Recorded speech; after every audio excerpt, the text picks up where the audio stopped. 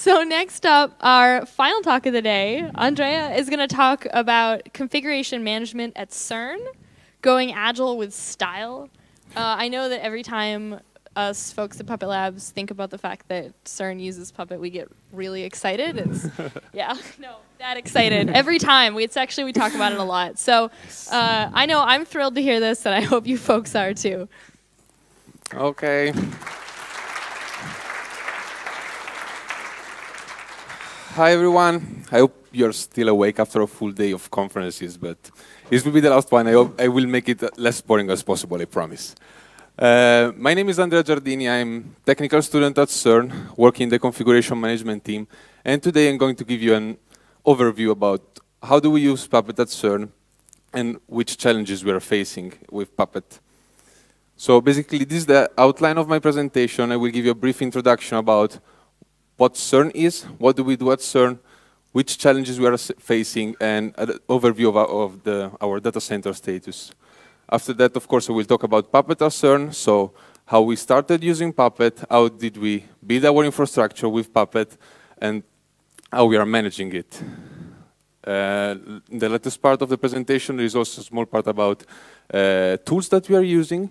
So not only Puppet, but it's actually a huge set of different tools that we're using to manage the whole infrastructure, and of course some conclusions at the end. So for those who don't know what CERN stands for European Center for Nuclear Research. It's a big scientific center located in the border between Switzerland and France in the area of Geneva. So in case you're in that zone, send me a mail and maybe we can organize you a visit. It's founded by 21 different member states, so different countries that work together for scientific research. I'm doing computing, but CERN is mostly about physics, so sort of crazy guys trying to find the answer to the universe and life and why we have mass, basically. CERN is a big challenge. If you think about it, the LHC, which is the actual accelerator that we have, is the biggest particle accelerator in the world. It has been started for the first time 2 years ago at the power of 8 tera-electron volt, which sounds weird for who don't know physics, but the important thing is that now, after a 2 years upgrade, we're running it at the double capacity. And if we are looking even forward in the future, well, things get way more scary than now. The small accelerator in the upper part of the image is the actual LHC, and the other circle is the future collider that we are planning to build. LHC is 27 kilometers of circumference, and the other one is around 100 kilometers. So challenges are growing really, really fast in our case. And, LHC itself is not a small machine. Okay, compared to the Future Pseudo Collider, probably yes, but LHC is only just one of the accelerator, it's the biggest one. But of course, when you inject a particle inside the accelerator, you cannot do it immediately at the speed of light. You have to accelerate it before. So before getting to the main one, before getting to the main ring, it has to pass through smaller accelerator, and at the end it gets injected into the LHC at almost the speed of light. The particle, of course, has to be tracked during the whole period, and the data has to be analyzed out of it. So usually the particle starts from the LINAC-2. I don't know if you can see it. After that, it goes to a smaller accelerator, the booster, then PS, then SPS, and finally in the LHC.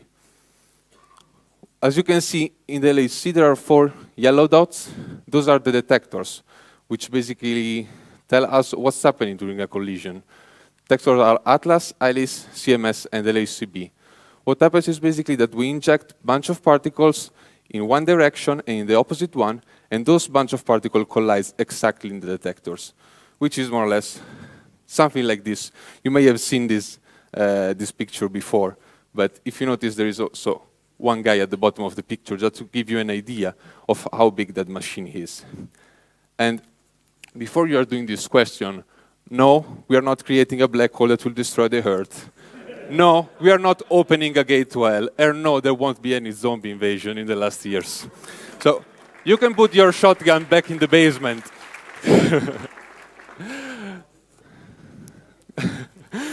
You know, people are quite worried about it, but basically the problem is that people are worried about it because if you see an image like this, it's quite huge and it's scary, of course, because you don't know what it is.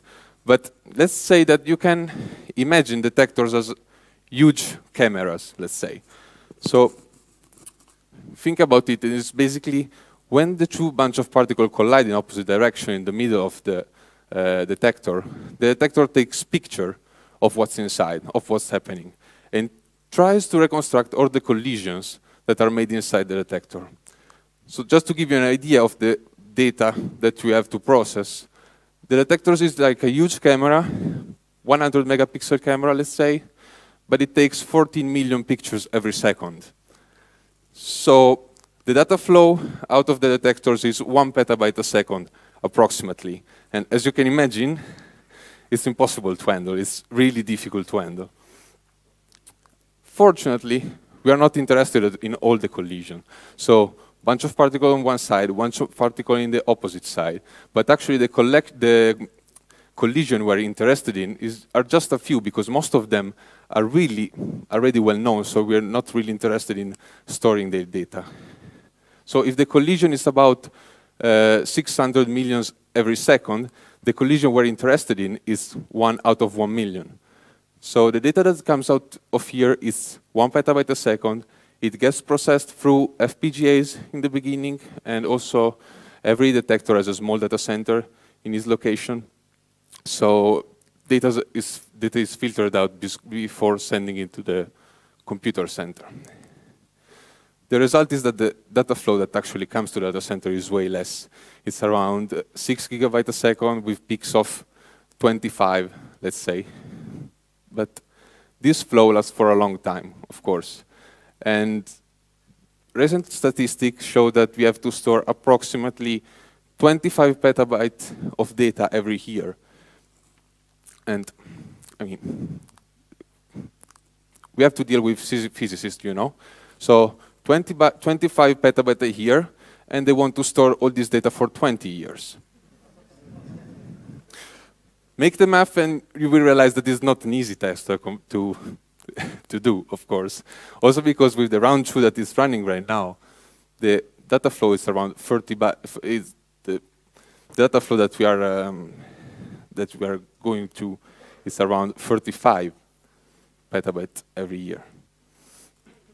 And how do we manage that? How do we handle all these data? Basically, we have 2 data centers. The main one, of course, is in Geneva. It's the biggest one. And we recently announced a new data center in Budapest, which has been opened like 1.5 years ago, more or less, almost 3 years. Those 2 data centers are connected using 2 dedicated links of 100 gigabit each one. And numbers are quite impressive if you think of the numbers of servers. It's around 15K servers, 100 petabyte of space available on tape, because most of those simulations are stored on tape, and around 200 petabyte on disk. So, as you can see, handling this number of servers with a traditional infrastructure was not possible anymore. I mean, handling all this number of servers manually, every time you have to deploy a machine, every time you want to destroy a machine, is not feasible with a traditional infrastructure. That's why, a few years ago, we decided to start going agile, and that it was the right time to try VMs, to try Openstack.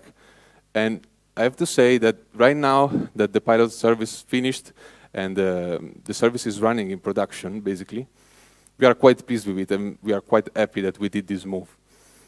So basically, right now, you can spawn machines with from your local computer using your CLI. You go for a coffee, you come back, and the machine is there waiting for you. Before you had to open a ticket, have somebody take care about that ticket, and sometimes it's 2 hours, sometimes it's 1 day. Can I have all the questions at the end? Sorry. Sometimes it's 2 days. So it's not really easy. With Openstack, we improved it a lot. We are using KVM for Linux machine, Hyper-V for some Windows machine as well.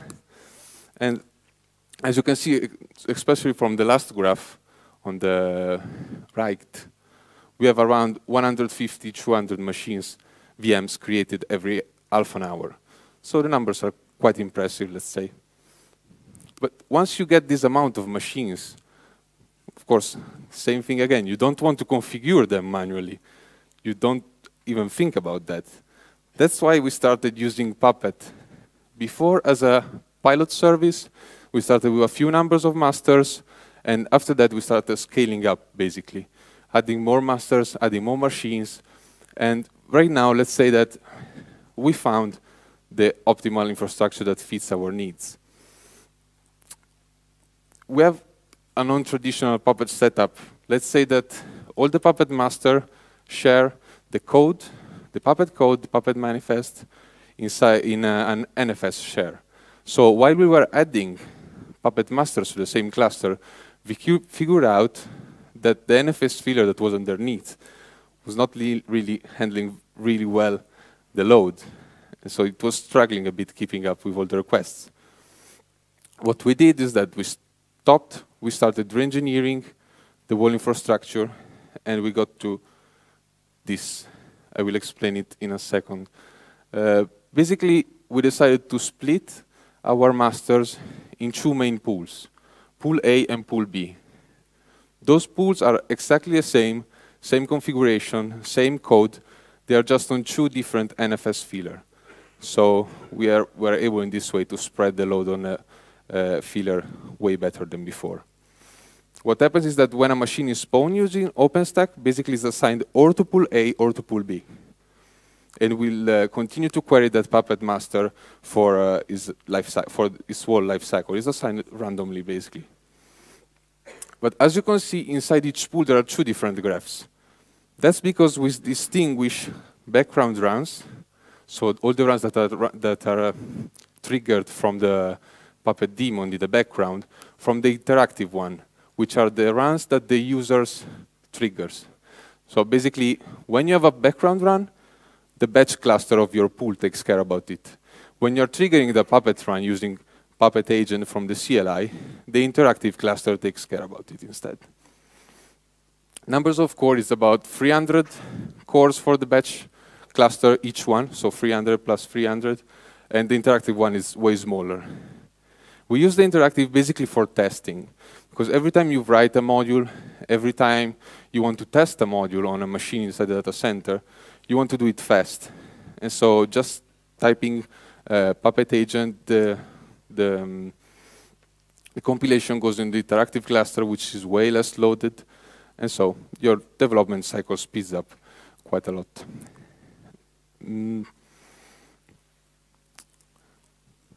Going forward, what we have, before continuing, I have to introduce you to a few concepts, which might be a bit CERN specific. So modules, everybody, I guess, knows about it. So they're basically Puppet code, Puppet libraries that you can reuse across different servers. After that, we have host groups. We call host group a group of server with the same configuration. Let's say that group of server which has the same functions. So basically, you can have an host group called web hosting, and then two sub-host group, web hosting front end, when you keep your Apache front end, and web hosting backend, where you keep, for example, your MySQL cluster.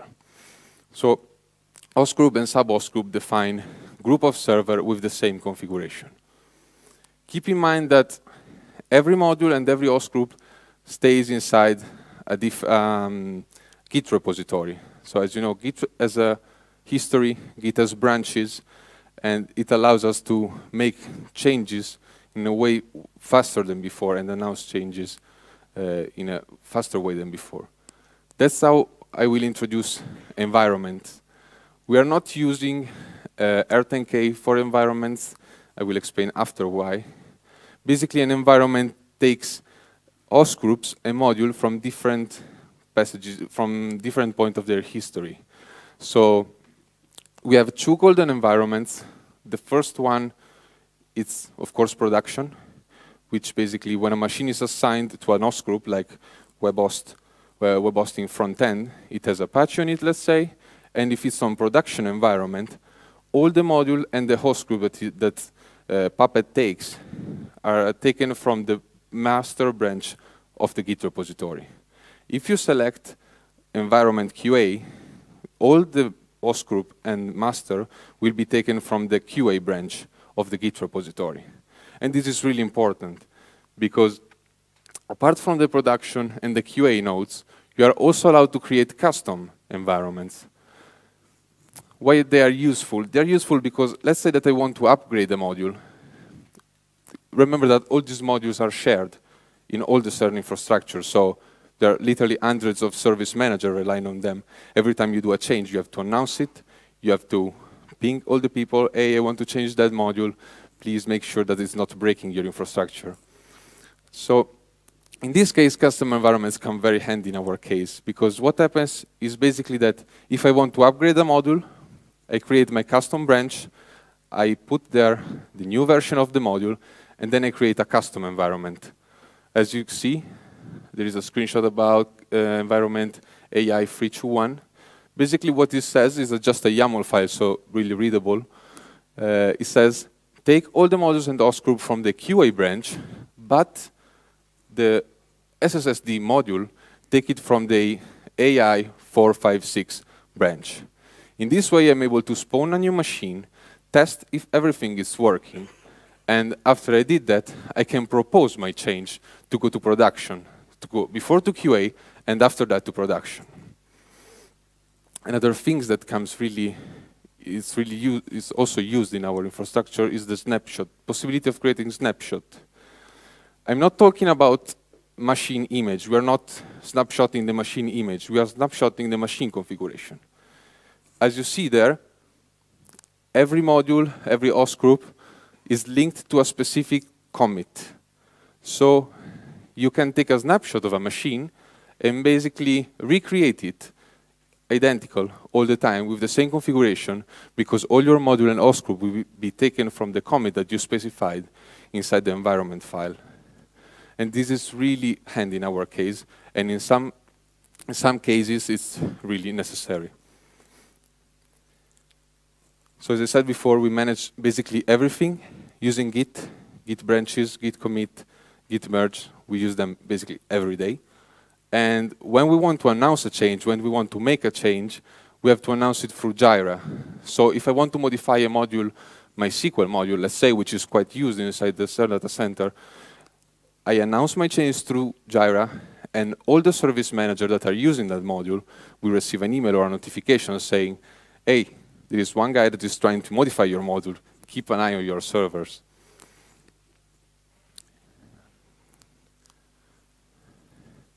This is basically how a Puppet run works in our case. The users writes the Puppet module, writes the Puppet code and puts it inside a Git repository using the modules that we have inside the Git infrastructure. If the module is not present, he can import it from Forge, GitHub, he can write his own up to the user. After that, he spawns a machine. We use Foreman as ENC.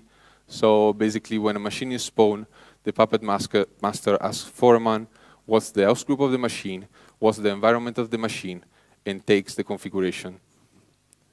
Of course, configures the machine itself. This is one point that I said before. Why we don't use R10K, but we developed our own Puppet Librarian, we call it. The name of the Puppet Librarian that we have is Jens, which takes the name from the actual CERN Librarian, just for reference. And it has recently been open source, so it's on GitHub. Check it out, it's working really well. So, and it's full of documentation, and of course, feel free to put issues or pull requests. Why we don't use R10K? We don't use R10K because when we started using environment, R10K didn't exist. That's the only reason, basically.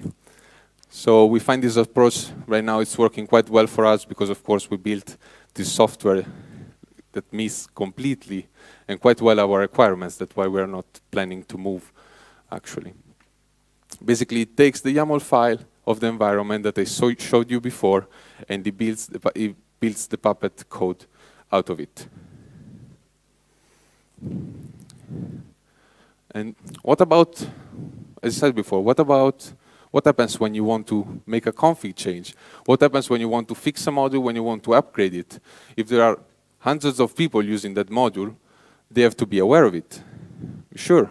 So as I said before, you want to upgrade a module, you create your custom feature branch, you create your own custom environment, and you test the module on your machine. That's the first thing that you have to do. Once you think the module is ready to QA, you open a Jira ticket, and you merge your feature branch into QA. Doing this thing, all the machines in the data center that are in QA environment will get that modification, and all the service managers that are using that module will get a notification saying, there are people trying to modify a module that you use, keep an eye on your machines in QA. After a week, the Jira ticket is open. If nobody complains, all I have to do is merging my branch to master. This way, the module will be available for the whole data center. And I mean, people are not allowed to complain anymore if something breaks, because we warned them before. But I mean, as you can see, this flows works quite well in our case, but it's not that easy to do manually.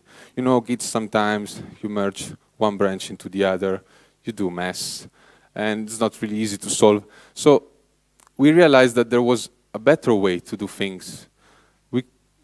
We might be able to automate this process, and the answer was yes. That's why we started using Jenkins for CI. Basically, instead of doing the whole process that I showed before, what you have to do right now is open a Jira ticket, specifying your feature branch, and what happens is that Jenkins takes care of it for the rest of the ticket life. It takes care of the ticket, creates a custom environment, builds a machine, runs tests of the machine. If everything is green, merge the branch to QA. After 1 week, he automatically creates a new job, custom environment, creates a machine, runs all the tests. If everything works, and if nobody complained in that week, the changes merge to master. And that's really cool, because everything is automated and you don't have basically to do anything. It's still work in progress, it's still in a pilot phase, but we are working on it, let's say. Another cool thing that Jenkins allows us to do is doing some testing basically every day to figure out if something is broken. So when you enter the IT building, you basically have this dashboard. Jenkins runs some tests every day. And when you arrive inside your office, you basically have an overview if something is broken, if you have to run to your shell and try to fix things as quick as you can or not. In the upper part, you also can see the number of changes that are in QA. So you can also see the changes that people are applying in QA, the changes that went to master, and basically have a brief overview about the status of the whole system. Talking about other tools that we are using, we started using Rundeck a while ago. It simplified as well our procedures a lot. Let me take an example. Before, when you want to create an host group or a module inside for your to apply it, to use it with Puppet, what you had to do before is create a Jira ticket, specify the module, then one guy had to take your request, create the Git repository, make sure that it's linked it's well linked with Jens and with Puppet. We automated everything with Rundeck.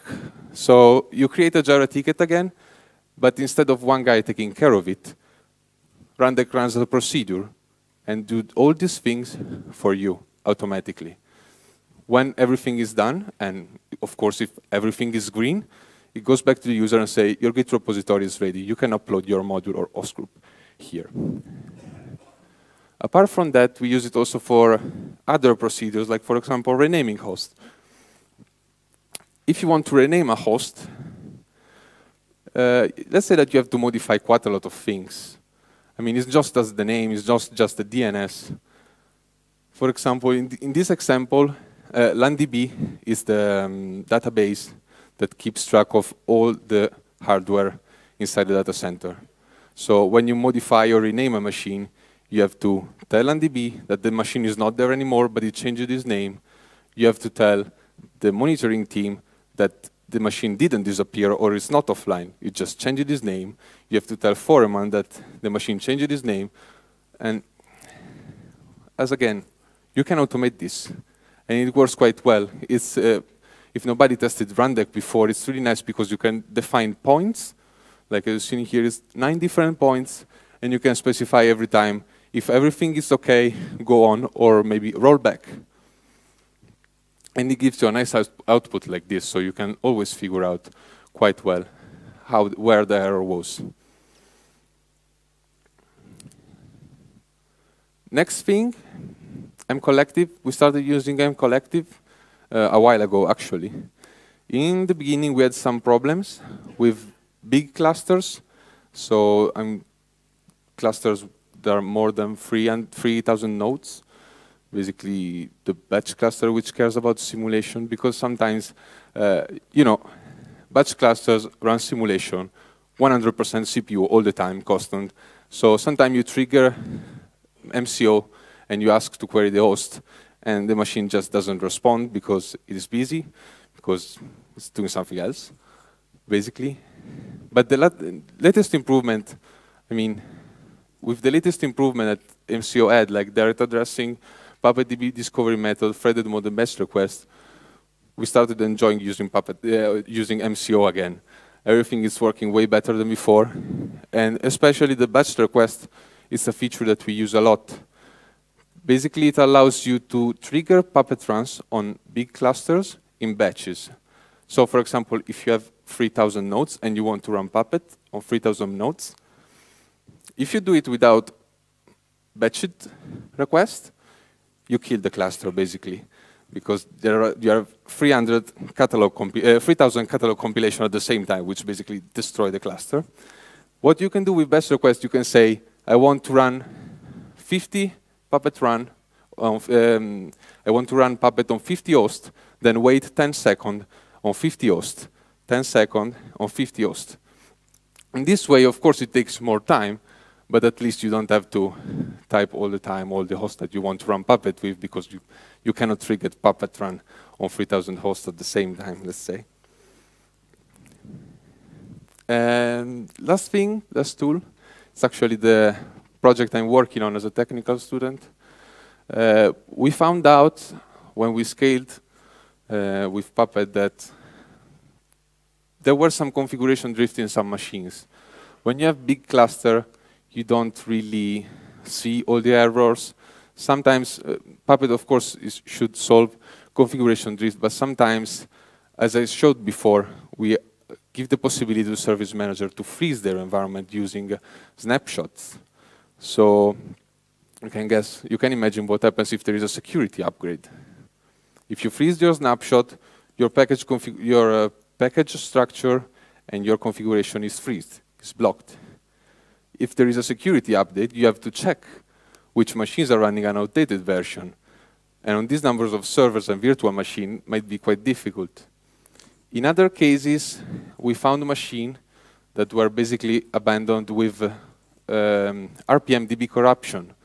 So basically what happens is that YAM, every time it runs, installs, remove, or upgrade a package, it uses RPMDB to store all the packages that he has inside. Sometimes RPMDB gets corrupted, especially on batch machines, and the machine stops upgrading, stops installing, stops removing, doesn't do anything. And it's not really easy to notice when you have such big clusters. The solution we are trying to introduce is a so-called package inventory. Basically, it's made by two parts: a reporter, which is a small agent that runs on the machine, and every time a Puppet transaction is run, it takes the packages that were upgraded, downgraded, or removed, and it transmits all the information about the packages to a central Elasticsearch server. So every time Puppet triggers Every time Puppet installs a package or upgrades a package, the Elasticsearch server is aware of the change. And doing all of this with Elasticsearch it means that all those changes are, all those information, you can query them in a really easy way. So right now, what is able to do, for example, we had an example before with MCO looking for packages in clusters. What you can do with package inventory right now is still under active development, but basically you can specify the name of the host group, like web hosting front end. You get all the details of every machine or the packages installed, and it compares all the machines, grouping them by similar configuration. So if you have 10 hosts, package inventory can tell you, look, in your cluster there are 8 hosts that have the same configuration, but there are 2 of them that have some problems. And if you compare them like this, you have the difference, of course. In this case, it's test 1 has the package htop, test 2, it doesn't have this package, and pay attention because your bottom module in Python is outdated in test 2. Concluding the talk, moving from a traditional infrastructure to an agile one was definitely a winning move for us. It really improved a lot how do we handle our resources, really optimized how do we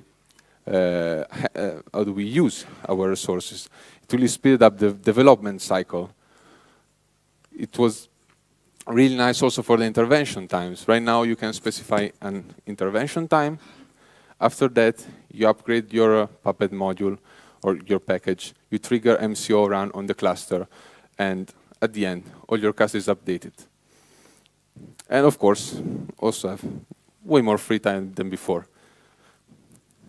So we have to say thanks to Puppet because it basically suits our needs, even if it's not a traditional infrastructure, because having hundreds of service managers is not something that happens in all the Puppet infrastructure or the society that we have. So we have to thank his active development. We have to thank for the fact that it's highly customizable in our case, and we also have to say thanks for the big community behind, which is made by people like you. Basically, you have to think that every time you contribute to a module, every time you write something on Puppet Forge, every time you submit a pull request on Puppet, you're helping us finding the ultimate answer to life, universe, and everything. Thanks a lot.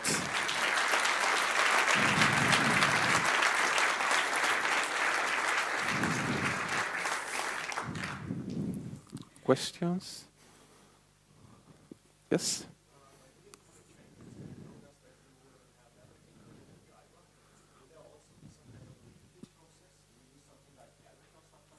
We are planning it. We are planning it. There is actually not a really review system in place right now, but we would like to plan it because, I mean, now that the number of changes is growing, because of course more people started to use Puppet. We have some training courses where we learn people how to use our infrastructure. Puppet, of course, the number of changes is growing, and yes, we are planning to have some sort of code review.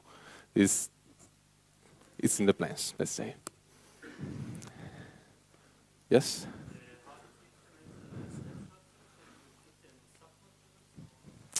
What do you mean? Yeah, the config snapshot basically is just you have the list of the modules and host group which point to a Git commit.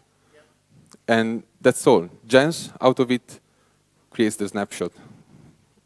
I mean, it creates the Puppet code to have the configuration that is specified in those commits. It's all Jens work. Check it on GitHub because it's fantastic.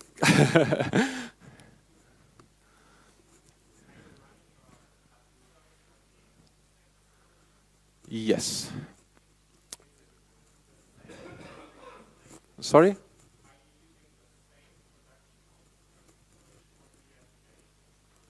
No, we use the same one. We use the same one. Yes, we're just one big cloud, which is also split between. That's one question that a guy told me before. Basically, you can think that we have two data centers. So one is in Geneva, the other one is in Budapest, that are quite far away. And yes, if a machine runs Puppet on the Budapest data center, it would refer to the Puppet master that are in Geneva, in this case. So it's just one big cloud over two different data centers. Any other questions? Excellent. Thank you so much.